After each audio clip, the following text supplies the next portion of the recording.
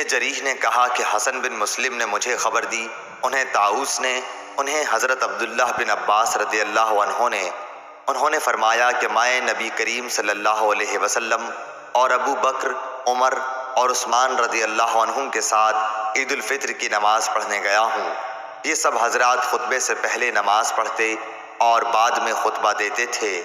نبی کریم صلی اللہ علیہ وسلم اٹھے، میری نظروں کے سامنے وہ منظر ہے جب آپ صلی اللہ علیہ وسلم لوگوں کو ہاتھ کے اشارے سے بٹھا رہے تھے۔ پھر آپ صفوں سے گزرتے ہوئے عورتوں کی طرف آئے، آپ کے ساتھ بلال تھے۔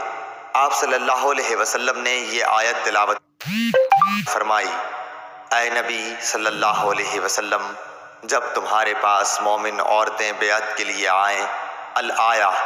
پھر جب خطبے سے فارغ ہوئے تو فرمایا کہ کیا تم ان باتوں پر قائم ہو؟ ایک عورت نے جواب دیا کہ ہاں۔ ان کے علاوہ کوئی عورت نہ بولی۔ حسن کو معلوم نہیں کہ بولنے والی خاتون کون تھیں۔ آپ صلی اللہ علیہ وسلم نے خیرات کے لیے حکم فرمایا اور بلال رضی اللہ عنہ نے اپنا کپڑا پھیلا دیا اور کہا کہ لاؤ تم پر میرے ماں باپ فدا ہوں۔ چنانچہ عورتیں چھلے اور انگوٹھیاں بلال رضی اللہ عنہ کے کپڑے میں ڈالنے لگیں۔ عبد الرزاق نے کہا، فتح بڑے چھلے کو کہتے ہیں جس کا جاہلیت زمانے میں استعمال تھا۔ صحیح بخاری حدیث نمبر 979۔